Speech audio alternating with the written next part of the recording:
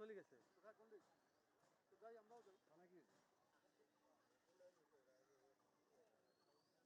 ভাই ওটা লাশটা কি ঢাকা থেকে এসেছে?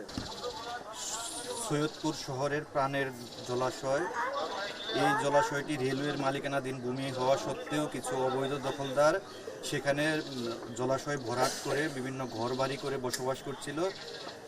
এই নিউজটি পাওয়ার সাথে সাথে এবং মাননীয় প্রধানমন্ত্রীর নির্দেশনা পাওয়ার সাপেক্ষে আমরা আজকে এই জলাশয়কে যে ঘরবাড়িগুলো পড়েছিল সেই ঘরবাড়িগুলোকে উচ্ছেদ করে জলাশয়ে রূপান্তরিত করার জন্য আমাদের যাবতীয় পদক্ষেপ আমরা গ্রহণ করছি।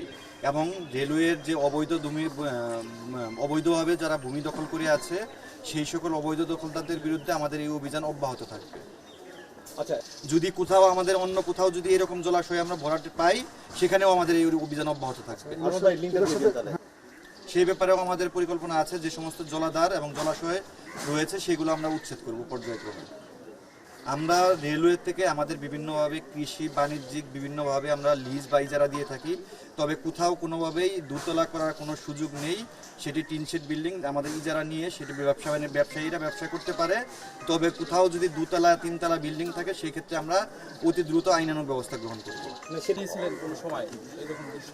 তাদের বিরুদ্ধে ইতিমধ্যে যে বাংলাদেশ রেলপথ মন্ত্রণালয় যেটি ব্যবস্থা নিয়েছে ইতিমধ্যে আপনারা জানেন, যে যারা এই সমস্ত অপকর্মের সাথে জড়িত ছিল তাদেরকে এখান থেকে কিন্তু সরিয়ে নেওয়া হয়েছে। আমি কারো নাম উল্লেখ করতে চাই না, কিন্তু বর্তমান রেলপথ মন্ত্রণালয় এটি আন্তরিকভাবে কাজ করছে এবং যে অর্ডারগুলো আগে আমরা নিচের লেভেল থেকে করতে পারতাম বা নিচের লেভেল থেকে হতো সেটি কিন্তু এখন মন্ত্রণালয় থেকে এবং ডিজি অফিস থেকে হচ্ছে।